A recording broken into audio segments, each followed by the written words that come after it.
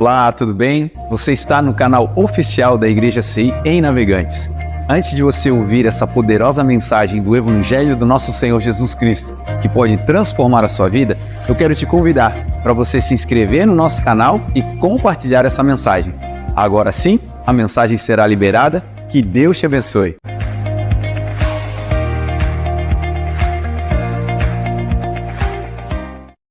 Mateus 11, verso 27, que diz assim: porque todas as coisas me foram entregues por meu Pai. Ninguém conhece o Filho senão o Pai, e ninguém conhece o Pai senão o Filho, e aqueles a quem o Filho quiser revelar.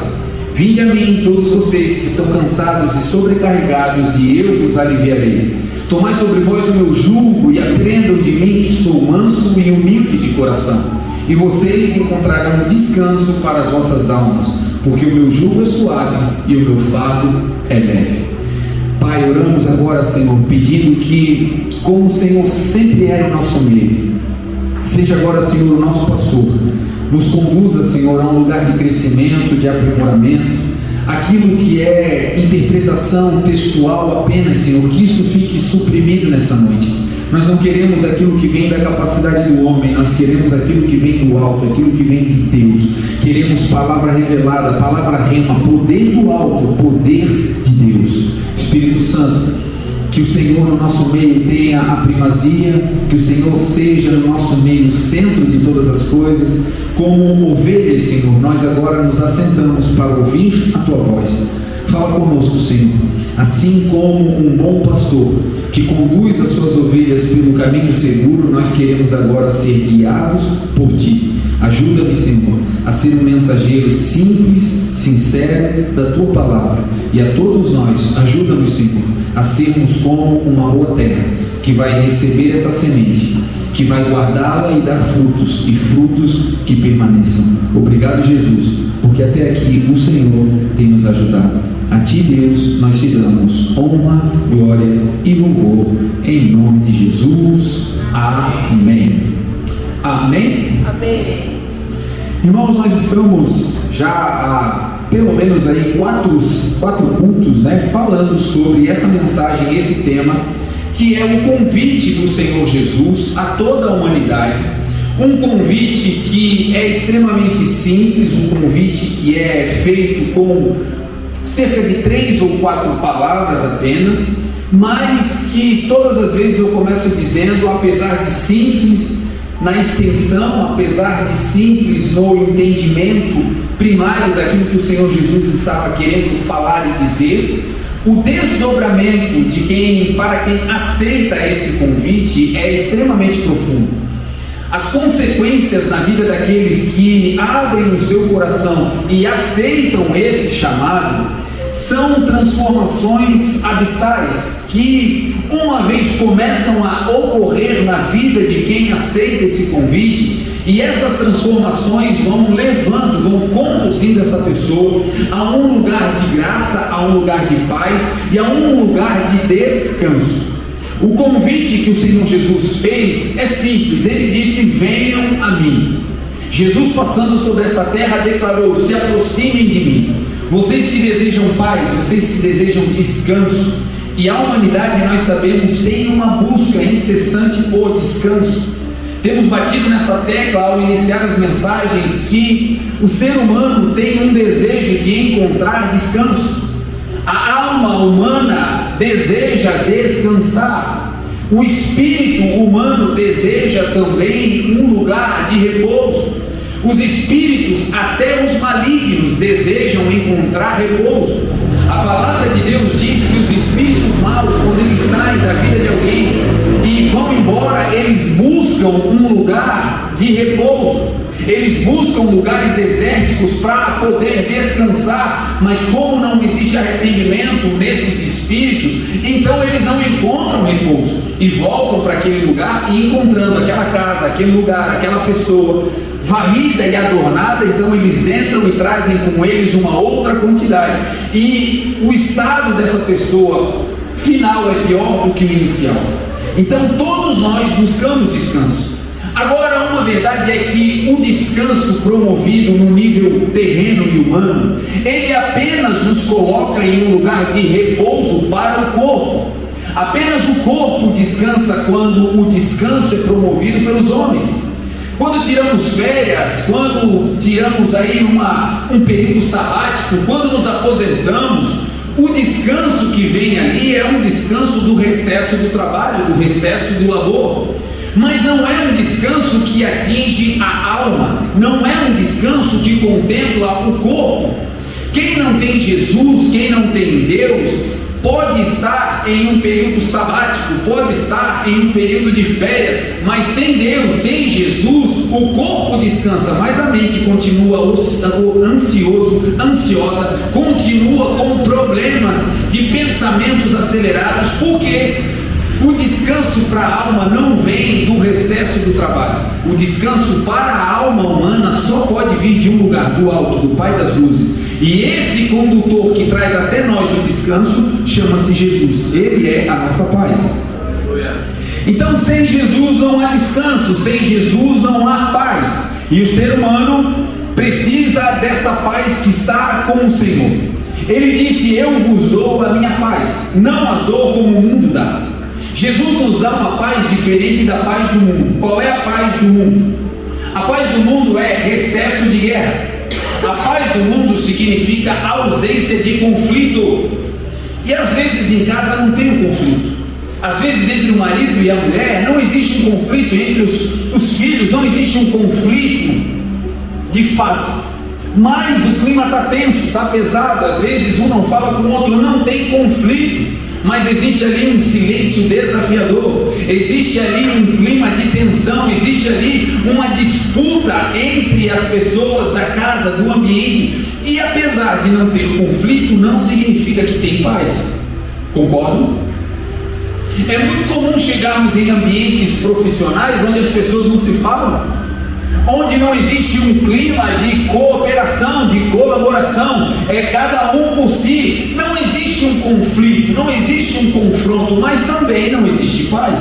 Ao entrar no ambiente a gente sente o peso, ao entrar naquele lugar a gente sente aquela energia que nós, por discernimento, compreendemos que é a falta de Jesus naquele ambiente. Então Jesus deu uma fórmula: se você quer ter uma vida com descanso, se você deseja ter uma vida em paz, Jesus disse: se aproximem de mim, venham a mim, todos vocês. Falamos em uma das mensagens que, diferente das religiões, diferente da religiosidade, Jesus fez um convite que contempla a todos. Jesus não colocou uma taxa de cobrança, uma tarifa, um ingresso, um pedágio, um imposto. Jesus não colocou uma barreira ou um filtro, não. Jesus disse: venham a mim. Quem? Todos. Aquele que tem dinheiro e aquele que não tem, aquele que é intelectualmente bem nutrido e aquele que tropeça nas palavras, aquele que emocionalmente está perturbado e aquele que tem uma capacidade elevada de equilíbrio emocional. Não importa se aqui ou lá na África, não importa se alguém que tem muito conhecimento ou influência ou um anônimo, não importa. Jesus é aquele que veio para todos, e essa é a dádiva do Evangelho. Evangelho não cobra ingresso, Evangelho não cobra pedágio, Evangelho é uma boa notícia para todos. Aleluia! E essa é a dádiva de andar com Jesus. E ele disse: venham a mim. Se vocês quiserem descanso, se vocês quiserem repouso, se aproximem de mim. E todos aqueles que se aproximaram do Senhor tiveram as suas vidas transformadas. Agora Jesus também disse: venham a mim, todos vocês que estão cansados e sobrecarregados. Falamos no último episódio dessa série sobre o cansaço e a sobrecarga. Jesus disse: todos vocês são bem-vindos, mas vocês precisam ter a consciência do estado de vocês. Todos vocês são bem-vindos, e todos vocês que são bem-vindos são aqueles que reconhecem que estão cansados e sobrecarregados. A mensagem de hoje começa nesse ponto. Jesus não disse: tragam a mim todos aqueles que estão cansados. Jesus não disse: tragam a mim aqueles que estão sobrecarregados. Não foi isso que o Senhor falou. O que o Senhor disse é: você que está cansado, venha. Você que se sente sobrecarregado, se aproxime. O caminho está livre, mas não é para ser levado por terceiros, não é para se aproximar através de outros, não. O caminho está aberto para todos aqueles que reconhecem o cansaço e a sobrecarga e, uma vez reconhecendo a sua debilidade, se aproximam do Senhor de maneira voluntária. É importante falar isso porque talvez alguém na caminhada te auxiliou a chegar perto de Jesus. Alguém orou por você, te levou para a igreja, falou de Jesus pela primeira vez, disse: olha, vamos lá. E talvez algumas pessoas tiveram um encontro com Jesus, e essa aproximação, o se achegar até o Senhor, foi de maneira inconsciente. Como, bispo? Comigo foi assim. Eu estava num quadro de síndrome de pânico elevadíssimo, estava no auge de uma crise dentro de casa, escutando vozes, com um ataque cardíaco, pensando que ia morrer, e nesse dia Deus mandou alguém na minha casa, de maneira inesperada. Alguém foi até a minha casa e começou a me chamar do lado de fora da casa, e aquela voz foi entrando, e era uma pessoa que nunca tinha ido na minha casa, me conhecia, mas nunca tinha ido até lá. E naquele dia ela foi e me encontrou debaixo de um sofá, escondido no escuro, pensando que ia morrer. Aquela pessoa enviada por Deus me tirou daquela condição naquele momento, liberou uma palavra de vida sobre a minha vida, dizendo: Marlon, o que está acontecendo? E o que eu disse foi o que eu estava ouvindo: olha, eu vou morrer. Aos prantos, desesperado, sem força, eu estava declarando: eu vou morrer. E aquela pessoa usada por Deus disse: Marlon, o que para você é final e morte, para Deus é vida e recomeço.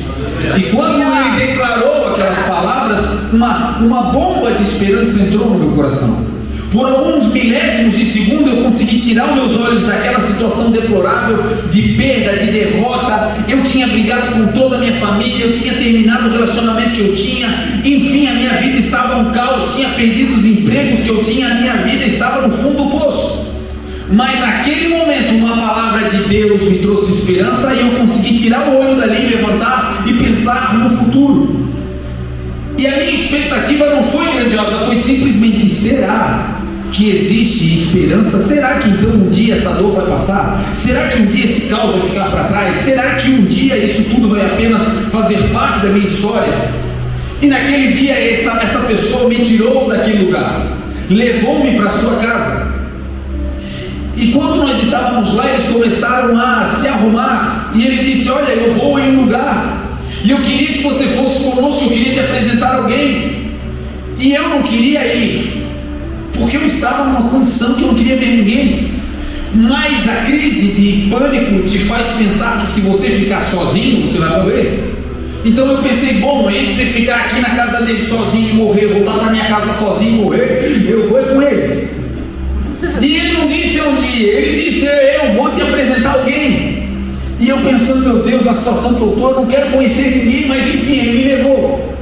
E quando eu me dei por conta, onde eu estava? Parado na porta de uma igreja. E aí eu falei: não, na igreja não, né? Não falou que ia me apresentar alguém, falou: tá aí dentro quem eu quero te apresentar. Eu fui de maneira inconsciente. Cheguei até aquele lugar de maneira inconsciente, até onde Jesus estava eu cheguei. Agora, ninguém consegue dizer sim para o vinde do Senhor Jesus sem ter consciência. Por isso a palavra de Deus diz: se com a tua boca confessares que Jesus Cristo é o Filho de Deus, e no teu coração tu aceitares, então você será salvo. Ninguém aceita Jesus por engano, ninguém aceita Jesus por acaso ou coincidência, é impossível. A barreira, a única que o Senhor Jesus colocou, o único filtro para se achegar até Ele é exatamente esse. Qual é? O filtro da consciência. Para aceitar a Jesus e ter a vida transformada, não é por pagamento, não não é por aquilo que podemos dar, é simples e puramente por um nível de consciência. Primeiro, de quem eu sou, aonde eu estou e de quem Ele é. Aleluia. Quando eu entendo quem eu sou, aonde eu estou, e a partir desse nível de consciência eu compreendo que preciso dele, aí Ele diz: então vem. Você entendeu que precisa de mim? Você entendeu que está cansado, sobrecarregado? Você compreendeu as suas mazelas? Então vem, meu filho, o caminho está aberto, eu vou mudar a tua história. Consciência. Jesus disse: venham a mim dois tipos de pessoas: aqueles que estão cansados, e o cansaço ele pode vir por uma tarefa de longa duração. Quando você está durante muito tempo fazendo a mesma coisa, você pode ficar cansado. O cansaço pode vir por uma tarefa de curta duração, mas de muita intensidade. Você não está muito tempo fazendo aquela tarefa, mas ela é muito intensa e aquilo rapidamente suga as suas energias. A tarefa de longa duração é uma viagem de um dia, que no final do dia, quando você sai do carro, você está moído, está exausto, o corpo está padecendo. É uma atividade de longa duração. Mas eu não sei se você já teve o privilégio ou o desprazer de andar com alguém em um período curto de tempo, mas essa pessoa dirigia excepcionalmente mal, mas queria que dirigia bem e ainda acelerava demasiadamente. Você já teve essa experiência? Não fala isso. Ai, ai, ai. Ai, ai, ai. Não cita nomes, aleluia. Gente, você sai do carro em 10 minutos com alguém assim, você sai derrubado. Você sai dizendo: meu Deus, eu estou muito. Jesus, que terremoto que passou e caiu tudo em cima de mim. Por quê? Nível de tensão. Você foi submetido a uma atividade de pouca duração, mas de grande intensidade. Estou dando esse exemplo porque às vezes o que nos cansa não é fazer algo braçal. Às vezes o que nos cansa são as coisas que entram na nossa mente e os problemas que carregamos do lado de dentro. O tempo que estamos envolvidos com aquela demanda para tentar a resolução, e aquilo nos desgasta e aquilo nos leva a um lugar de fadiga, de cansaço. Jesus disse: se você está cansado, então venha. Qual é o problema do cansaço? O problema do cansaço é que ele nos faz ver a vida debaixo de uma ótica pervertida. Quando nos cansamos, nós começamos a ver a vida debaixo de uma ótica pessimista. Lembra de Pedro quando estava no barco junto com os discípulos?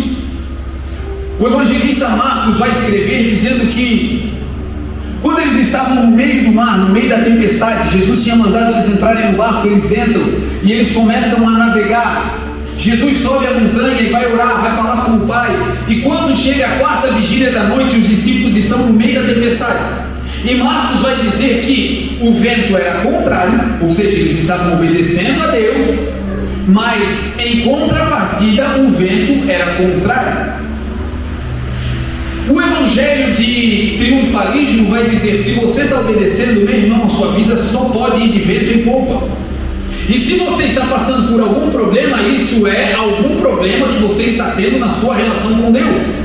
Porque parece que quem obedece a Deus não tem problema, que quem obedece a Deus não fica doente, que quem obedece a Deus não tem problema com os filhos, que quem obedece a Deus está numa redoma, e não é assim. Jesus disse: no mundo tereis aflições, mas ele também disse: tenham no meio das aflições bom ânimo, porque eu vou estar com vocês, e eu e vocês juntos somos a maioria, ninguém nos vence. Então Jesus mandou eles entrarem no mar, eles entram no mar, o vento é contrário, e aí Marcos vai fazer uma citação importantíssima, que por vezes passa longe da nossa percepção. Marcos vai dizer que eles estavam cansados de remar, porque o vento era contrário. Não sei se você já teve o privilégio de entrar em uma embarcação a remo e remar contra o vento. Remar contra o vento faz duas coisas que chateiam quem está remando. A primeira é: o barco fica extremamente pesado.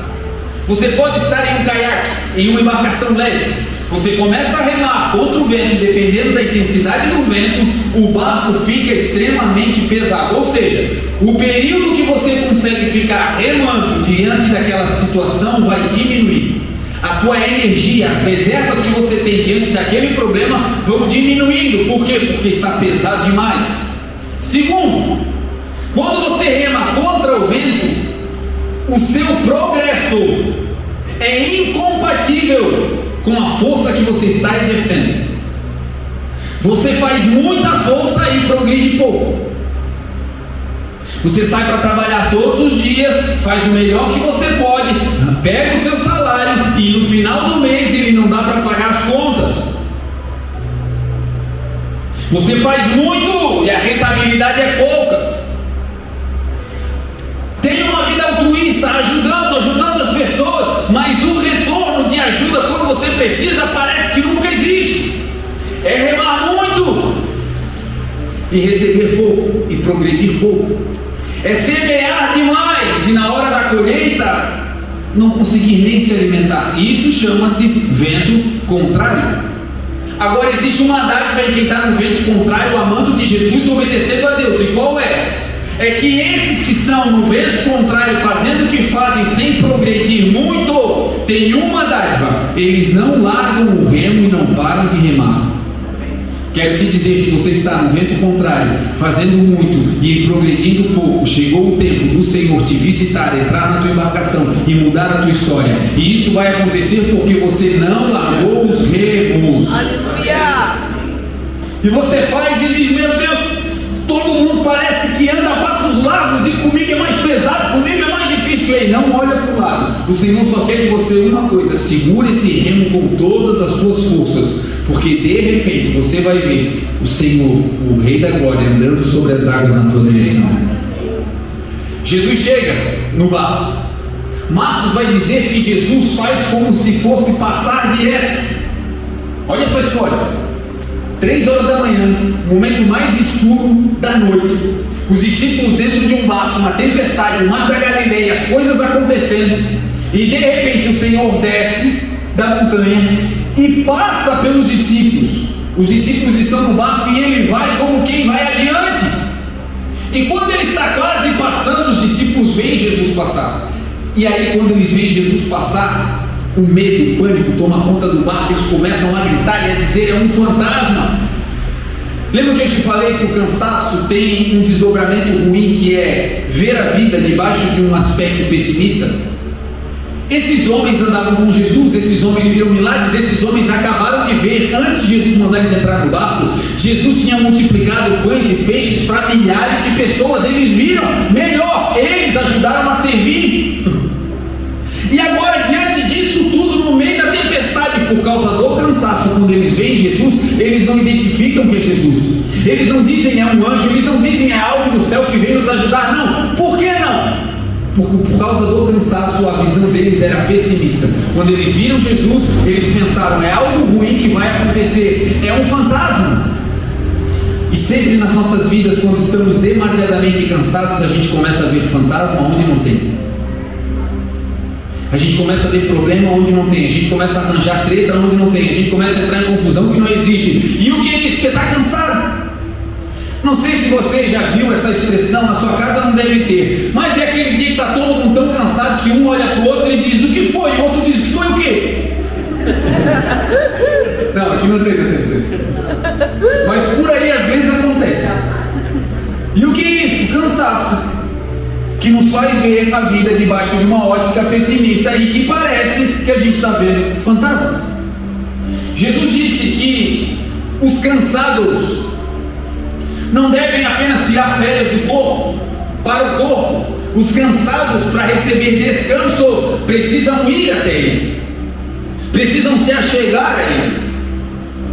O cansaço, gente, ele de alguma maneira pode ser mitigado com pausas frequentes, diminuído por pausas frequentes.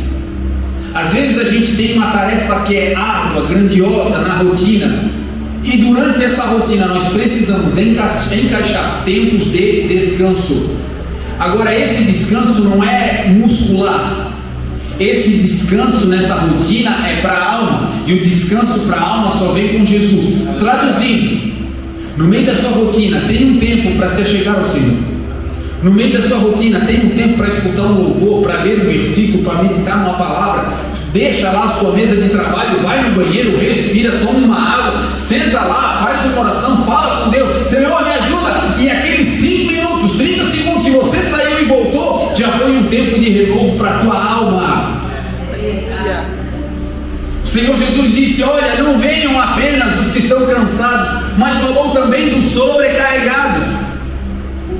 Sobrecarga, o nome já explicita o que significa.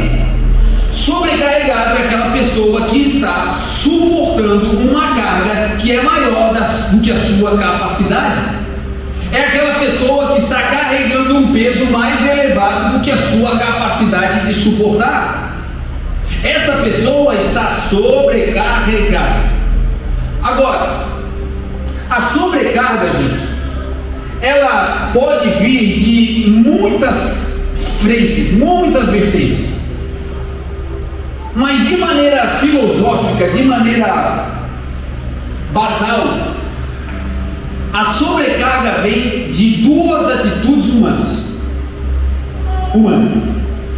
Primeiro, alguém sobrecarregado pode estar sobrecarregado por falta de ajuda. O marido não ajuda, os filhos não ajudam, então vou fazer o quê? Vai deixar a casa virar uma bola de fogo? Não, ela vai lá e faz. Mas faz sobrecarregada. Lá no trabalho tem um setor, é para todo mundo pegar, é para diminuir o trabalho, mas ninguém faz. Se tem um com consciência, ele diz: tá, se ninguém faz, faço eu. Está fazendo, mas está sobrecarregado. Às vezes é na igreja, está todo mundo fazendo alguma coisa, mas em algum momento tem alguém em algum setor que está fazendo sozinho, e se nós não percebemos, essa pessoa fica sobrecarregada. Então, estar sobrecarregado por vezes é falta de auxílio. Nesse mesmo viés, do outro lado, na outra ponta da balança, a sobrecarga pode vir por conta de um comportamento centralizador. Ao passo que o cara que está sobrecarregado, a gente olha e diz: tadinho, né? Olha como é que ele está. Mas você vai botar a mão e ele morde a sua mão e diz: deixa comigo. Está cambaleando, ele não consegue mais dar um passo. E você diz: irmão, deixa eu te ajudar ele. Sai daqui, deixa comigo, eu estou com. Então, por vezes, a sobrecarga não vem porque ninguém quer ajudar. Por vezes a sobrecarga vem porque ele ou ela é centralizador, é egocentrista. Quando vai fazer algum tipo de exercer liderança, faz microgestão. Manda fazer, mas está lá botando a mão em tudo. Manda fazer, mas está sempre querendo fazer do seu jeito. E aí acaba se sobrecarregando. Conhece alguém assim? Não fala nada. Qual é o problema do centralizador? É que ele deseja que tudo seja feito do jeito dele. Existem duas maneiras de fazer todas as coisas no universo. Tem o jeito de Deus e tem o nosso. E quando eu escolho o jeito de Deus, aí a gente vai olhar como é que Jesus montou um time para fazer as coisas que ele iria deixar como tarefa depois que ele fosse embora. Aí nós olhamos para o ministério de Jesus. Sabe qual era a tarefa de Jesus? Era nada mais, nada menos do que salvar todos os seres humanos do mundo. E aí a tarefa ainda era mais complexa. Por quê? Ele iria passar apenas 33 anos conosco. E o resto da história, e aqueles que haveriam de vir, incluindo eu e você, teríamos que ser alcançados pela tarefa de Jesus feita por outros. E aí Jesus vai montar um time. É mais ou menos assim: quanto maior é a complexibilidade da tarefa, maior tem que ser a capacidade de execução do time. Se você vai fazer algo difícil, sei lá, você está com um problema no dente. Você tem um amigo que é mais chegado que irmão. É aquele camarada querido que te ajuda em tudo. Mas o teu problema é complexo, não dá para abrir a boca e deixar o teu amigo tentar te ajudar. Você precisa de um especialista. Precisa ir a alguém que tenha um conhecimento e uma capacidade de execução compatível com a dificuldade da tarefa. Sim ou não? Sim. Amém? Amém. Se a tarefa é de baixa complexidade, o que você faz? Não precisa ser um engenheiro da NASA. Gente, é o que nós precisamos fazer. Nós precisamos recolher os lixos da igreja e botar lá na porta da frente. Gente, não precisa ser doutor para fazer isso. Qualquer um de nós, com os problemas que a gente carrega emocionais e tudo mais, conseguimos fazer. Tá certo que uns tropeçam num saco de lixo, cai, é uma tragédia, mas assim, a gente dá jeito. A gente consegue. Agora olhem para Jesus. A tarefa era dificílima. Era salvar um povo que não queria ser salvo. Veio para os seus e os seus não reconheceram. Veio para os seus e os seus não receberam. Jesus precisava salvar a humanidade. Gente, a tarefa era dificílima. Aí ele vai montar um time. A tarefa é complexa. Agora olha o time que Jesus escolhe para fazer essa tarefa. Passa na beira da praia e escolhe Pedro, cientista da NASA da época, bem nutrido, estudou nas melhores escolas de Israel. Não. O camarada mal falava o hebraico. Quando vão prender Jesus, descobriram que ele era galileu porque ele tinha um vício de linguagem. E esse cara vai ser o líder do grande projeto de Jesus. Por que eu estou dizendo isso? Porque Jesus não precisa da nossa capacidade, Ele nos capacita. Aleluia! Não estou fazendo apologia a não estudar, a não se graduar, não é isso.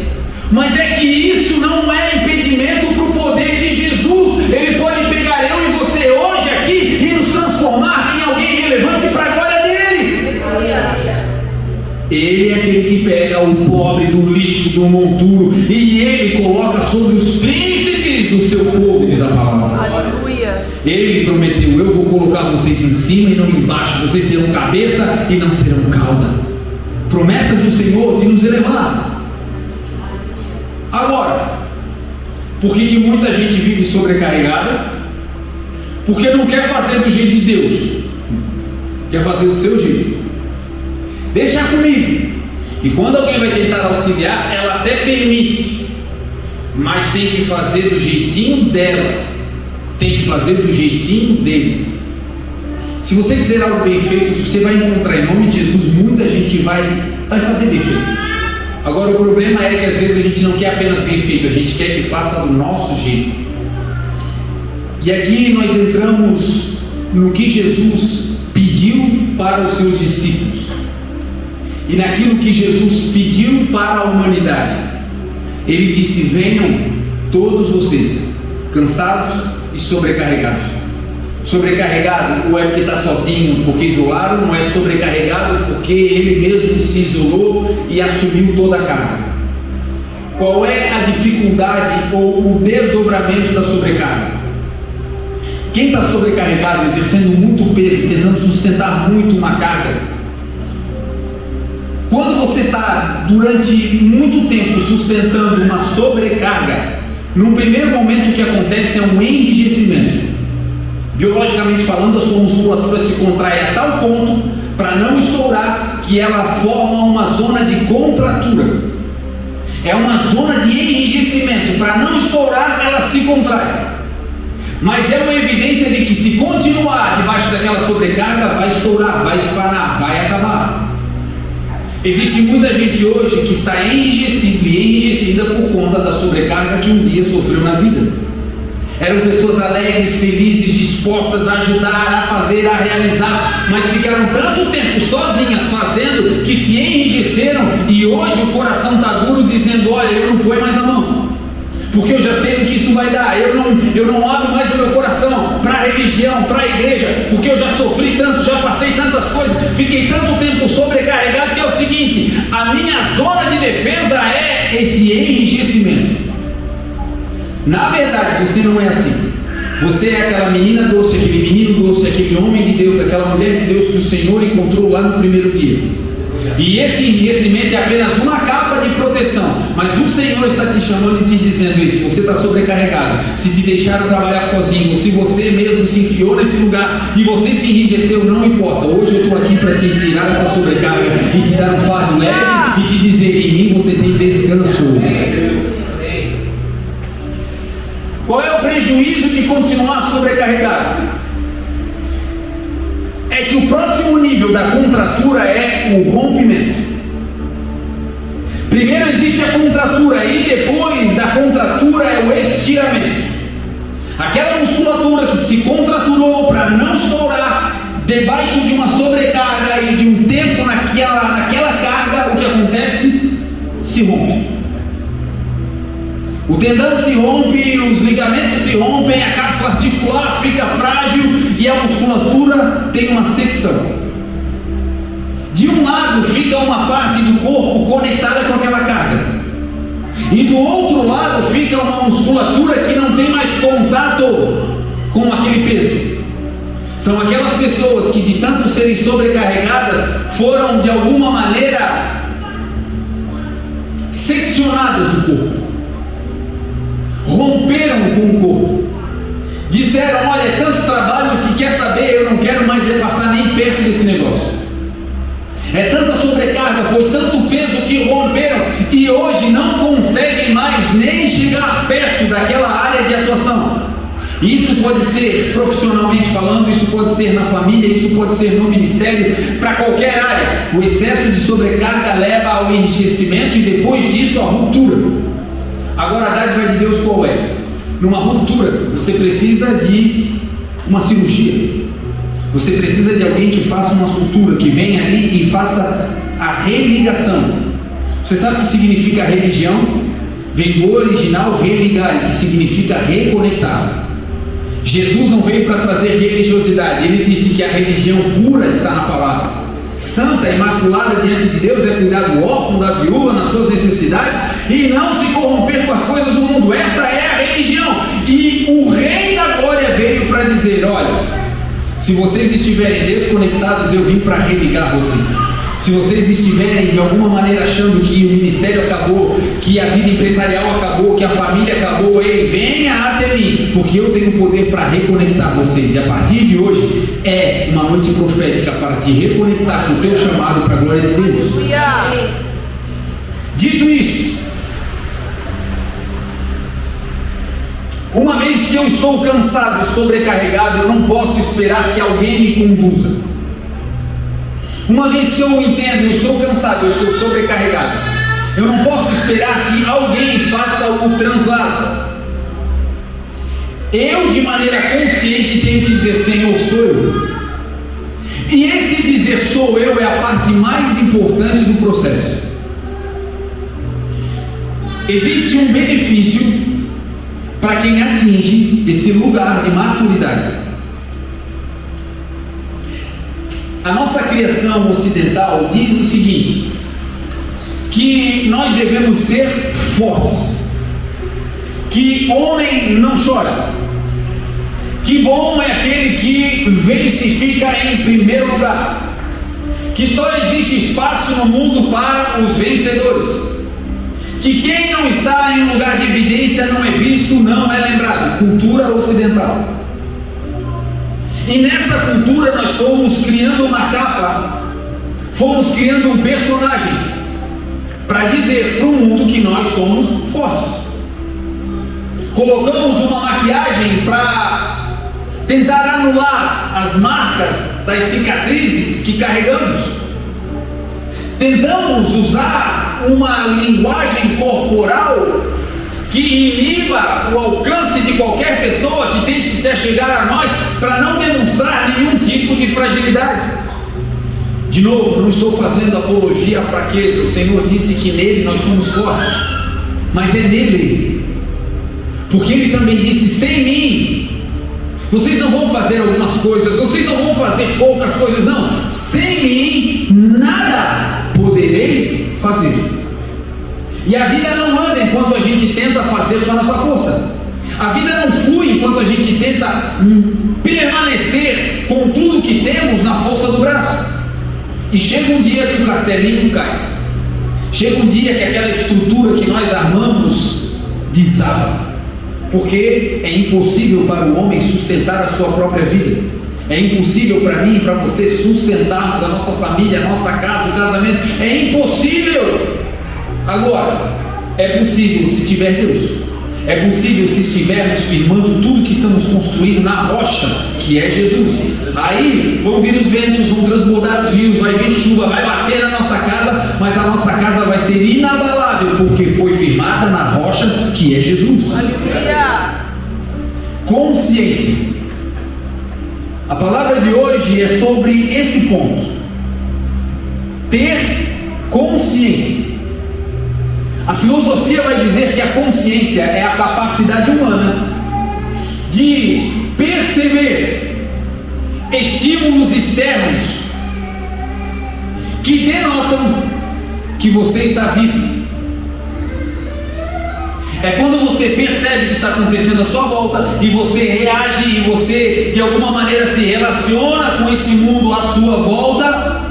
Quando você tem condições de dar uma resposta aos estímulos externos, isso te traz uma consciência de que você está vivo. A ciência vai dizer que a consciência, ela é a junção de 3 aspectos. Primeiro, a consciência, ela é pautada no conhecimento. Alguém consciente é alguém que detém conhecimento sobre alguma área. Quando alguém dá uma resposta, a gente olha e diz: falou algo consciente. Ela falou consciente porque tinha ciência, ela tinha conhecimento daquela causa. Então, consciência começa com conhecimento. Aí a Bíblia vai dizer que tem algo que nós devemos conhecer.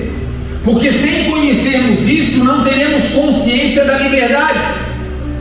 E aí vem Jesus e diz: vocês vão conhecer a verdade, e a verdade vai libertar vocês.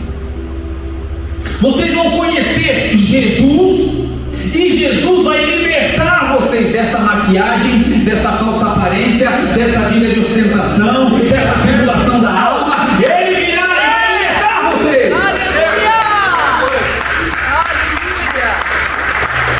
Esse é Jesus.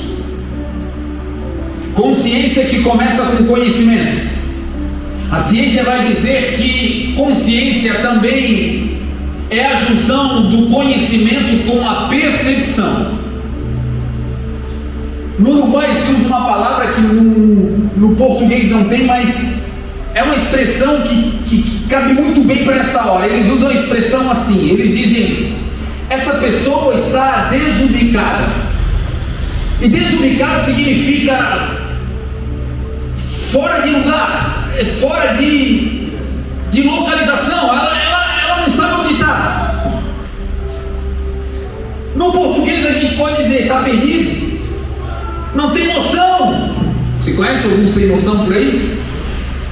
O que é um sem noção? É alguém que não tem percepção do quê? Da vida. Gente, uma tragédia anunciada é andar com quem não tem percepção. Alguns chamam de feeling, outros chamam de boa conduta, alguns de boas maneiras, outros de educação, mas enfim, o que é a percepção? É quando você entende o lugar onde você está, o que está acontecendo à sua volta e o que está acontecendo dentro de você, e aí você dá respostas adequadas. Já viu gente que chega num lugar, não conhece ninguém e parece o dono da festa? Você olha e chega junto, dá vergonha alheia, dá? Meu Deus! É aquele tipo de amigo que você diz: não dá mais para trazer. Gente, deu, cancela. A palavra do Senhor diz: se você é um glutão faminto, quando você for colocado na mesa dos reis, coloca uma faca na sua garganta. Olha só o princípio bíblico. O camarada chegou, está sentado na mesa de governo, num banquete rolando, mas ele é glutão, ele vai comer tudo, vai se sujar, vai acabar com a mesa. E Deus está dizendo: não faz isso, meu querido. Coloca uma faca aqui na garganta e fica bem quietinho, só observando, nem te move muito. Porque aquele que fica em silêncio passa por sábio, diz a palavra. E muitas vezes nós perdemos grandes oportunidades na vida por não ter percepção. Tem gente que a bola está quicando na frente dele, é para marcar o gol da vida. Mas por melindre, por falta de percepção, ele fica olhando e dizendo: será que sou eu? Não tem mais ninguém, tem seta, está todo mundo indicando, é você, meu querido, vai! E ele não vai, porque falta de percepção, falta de feeling. Perde grandes oportunidades na vida porque não percebe o que Deus está fazendo. Falta de percepção gera pessoas ingratas. Gente que você trabalha, ajuda, investe, mas porque ela não percebe o trabalho que está sendo feito em prol da sua vida, na primeira oportunidade morde a sua mão. Na primeira oportunidade que eles fizeram foi pouco. E por que isso? Porque é mal, porque é perverso. Não, na maioria das vezes é alguém sem feeling, sem percepção. A ciência diz que a consciência não é apenas conhecimento e percepção, mas é conhecimento, percepção e o principal, honestidade.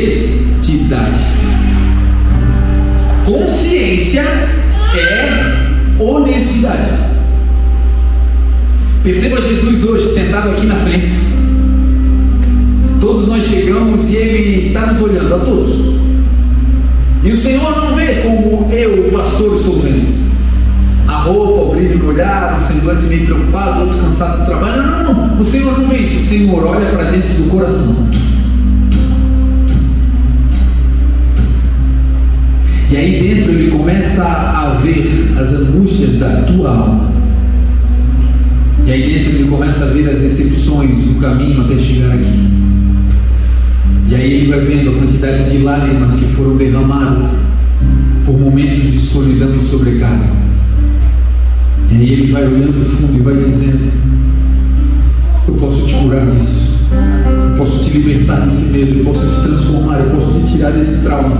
E Ele vai vendo os corações, porque Ele sonda a mente e os corações, é o que diz a sua palavra. E esse Jesus que está hoje vendo a mim e a você sem máscara, sem filtro, Ele está dizendo: olha, o que eu preciso de você é apenas um nível pequeno de consciência para aceitar o meu vinde, para você chegar até mim. E esse nível de consciência é conhecimento. Você conhece o que está passando com você? Sim. Ninguém sabe mais sobre o que se passa conosco do que nós. Você sabe como foi a tua rotina, você sabe como foi o seu dia, você sabe como foi esse último mês, você sabe quantas notícias ruins aconteceram nessa última temporada. Você sabe. Você tem a percepção hoje de que talvez perdeu muitas coisas. Hoje você tem a percepção de que tem muitas coisas ainda para realizar, muitas coisas para fazer, muito tempo foi perdido, mas você tem uma percepção de que chega de perder tempo, chega. Senhor, eu quero mudar minha vida. E por último, para aceitar o vinho, Ele está dizendo: seja honesto. Não usa maquiagem agora, não usa o filtro agora. Você está na minha presença e eu te conheço, e não existe nada que saia da nossa boca que possa enganar o Senhor. Ele só está dizendo: ei, seja honesto agora e entrega para mim esse fardo pesado que você carregou até hoje, porque eu vou trocar com você e vou te dar um fardo leve, porque o meu jugo é suave, o meu fardo é leve. Quando Jesus disse: venham a mim, quando a consciência vem, você não precisa nem se levantar e ir até Ele. O vinde é tão poderoso para quem o aceita que você não precisa começar a ir até Jesus. Os benefícios e o poder do vinde de Jesus começam a ser deflagrados sobre nós quando a gente tem a consciência de quem nós somos, de qual time nós estamos fazendo parte, se é do cansado, se é dos sobrecarregados. Porque talvez a sua vida esteja de vento em popa, mas em alguma área tem um peso. E se não existe peso e nem sobrecarga em nenhuma área, meu irmão, você está prestes a ser promovido às mansões celestiais. Sabe por quê? Porque Ele não disse: eu vou tirar o peso, eu vou tirar o fardo. Ele disse: eu vou dar para vocês um jugo, uma pressãozinha que é suave, e vou dar para vocês um fardo que é um peso, mas que é leve. Não existe vida sem pressão, não existe vida sem peso. Mas com o Senhor vai ser equilibrado, com o Senhor vai ser saudável, com o Senhor vai ser para a glória dele até que ele venha. Aleluia. E essa noite termina com uma pergunta de Jesus: você quer vir a mim? Você quer se achegar a mais perto do seu Senhor? Você quer estar em um lugar onde o peso do mundo já não te alcança? Você quer chegar num lugar nessa noite onde as mãos do Senhor, que não são mãos agressivas, que não são mãos violentas, mas que são mãos protetivas e de amor, te acolhem nessa noite e te dizem: eu te amo, eu sempre te amei. Não importa o que você fez ou o que fizeram com você, essas marcas vão apenas denotar um tempo da tua história, mas a partir de hoje Ele está te dizendo: venha a mim se você está cansado e sobrecarregado, porque as coisas velhas vão ficar para trás e a partir de hoje eu vou fazer tudo novo na tua história. Aleluia. Essa é a noite em que o Rei da Glória está aqui para te dizer: ei, eu quero começar com você os melhores dias da tua história. Eu quero renovar a tua família de dentro para fora. Vocês vão prosperar e avançar e vão conquistar coisas do lado de fora, mas essas coisas serão para uso com paz. Não é lutar para ter o carro e quando tiver o carro, uma família que briga dentro do carro. Não é lutar para ter a casa e aí a casa se enche de tudo que podia ter e a paz vai embora. Não, é ter tudo e junto com tudo ter aquele que deu todas as coisas. O desejo do Senhor é nos tomar pela nossa mão nessa noite e dizer: fica perto de mim, não solta da minha mão, porque eu jamais vou soltar da sua mão, eu vou transformar a tua história. E a pergunta é: você quer vir? Se a resposta for sim, Senhor, eu quero, se coloque de pé nessa noite, fique na presença do teu Senhor.